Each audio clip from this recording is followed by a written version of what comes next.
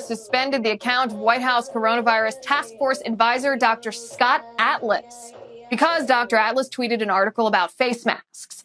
And we'll get to the reason why that article offended the Twitter overlords in a moment. But first, did you notice that when evidence-based lockdown skeptics cite actual science to back up their opinion, they're censored on social media?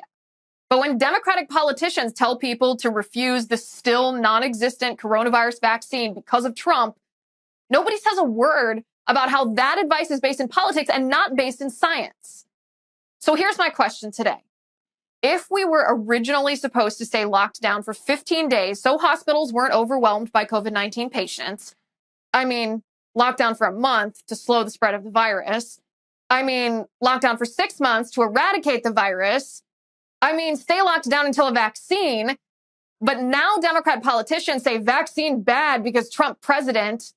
When does this end? We have gotten to the point where literally we aren't even allowed to discuss COVID-19 or COVID-19 policy unless we echo the mainstream media pundits. You'll notice I did not say scientists. Unless we parrot the Democrat mainstream media talking points, we're silenced. We are told by these so-called experts that we're not allowed to have Thanksgiving. No funerals, no church, no Orthodox holidays, no school, no college, no bars, no indoor dining, no political rallies if you're conservative.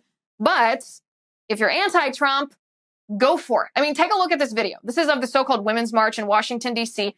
Thousands and thousands of people packed together in a giant crowd.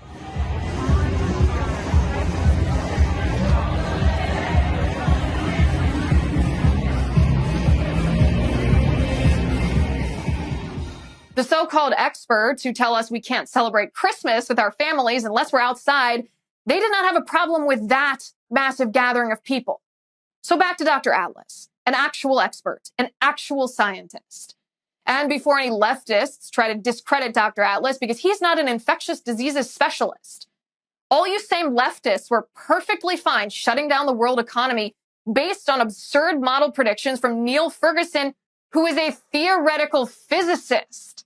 So you should probably retire that silly talking point right now. Twitter, however, forced Dr. Atlas to delete the following tweets.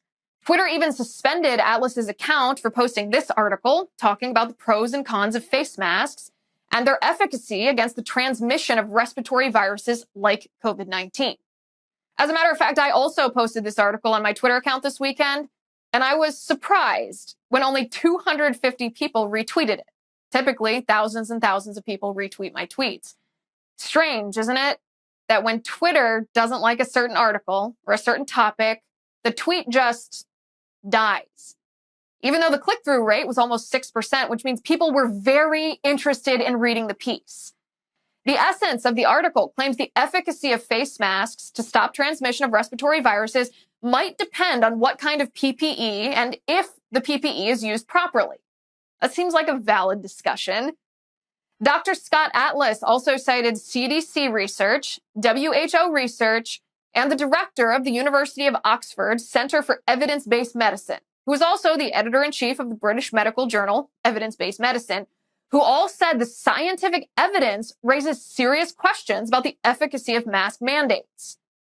If these people that I just mentioned aren't experts, then who is, according to Twitter? Not a Stanford University doctor, apparently. Not the World Health Organization, apparently. Not the CDC, apparently. Not an Oxford University medical director. Not peer-reviewed studies. Not empirical evidence. Nope. The experts, according to Twitter, are basically liberal cable news pundits and Democratic politicians who want to keep our country locked down in their effort to hurt Donald Trump. And if you dare to question what the so-called experts dictate, if you speak the truth, you will be suspended from Twitter.